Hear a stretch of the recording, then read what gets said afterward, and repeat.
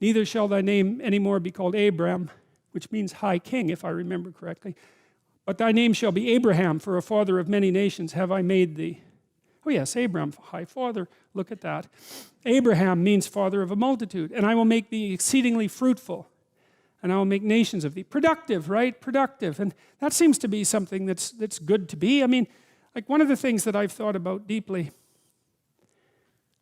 I thought deeply about death and the death of my family members and about funerals. And I thought about it partly because I had this weird experience once that I think I told you about, where I took one of my clients to see an embalming, which was a very strange experience. And I had a chance to talk to the funeral directors, because they have weird jobs, And there's this idea, well, the Freudian idea that people suffer from this terrible death anxiety. And there's a whole line of social psychological theorizing called terror management theory that's predicated on the idea that we defend ourselves against death anxiety with our belief systems. And like it's Ernest Becker's idea. He wrote The Denial of Death, which is a great book. But there's a weakness in it because you see some people who aren't like that. Like emergency room nurses aren't like that.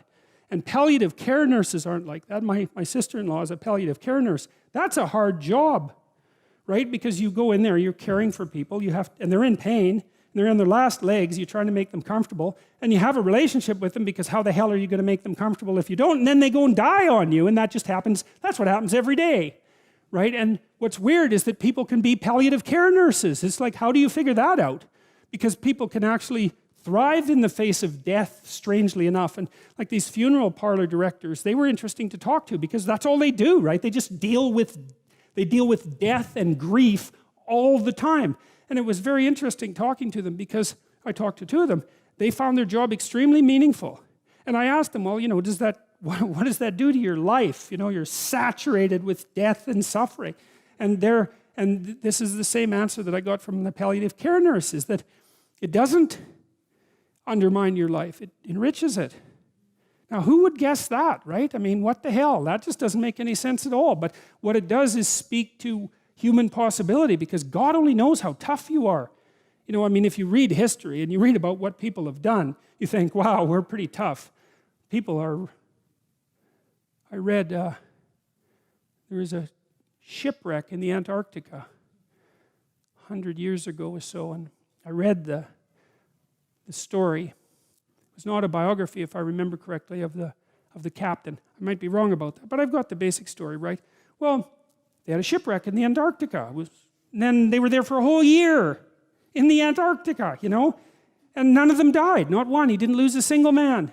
Not one. He kept their morale high. And then they took this boat that was on the ship, and they crossed like 400 miles of the roughest ocean, the roughest frigid ocean in the world, right? You don't go in that ocean. And then they went to an island, and they walked across the island, across these mountains that no one else has ever climbed since.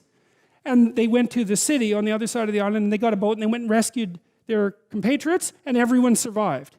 It's like, Endurance is the name of the book. You read that book, man, you think, wow, people are really tough, and it's ridiculous. So who knows how tough you are? And maybe you find out by going out to find out how tough you are, right? So you take on a challenge, one that you think you can master, that's just a bit beyond your grasp, and you master it, and then you're a little tougher, and you think, hey, that worked out pretty well.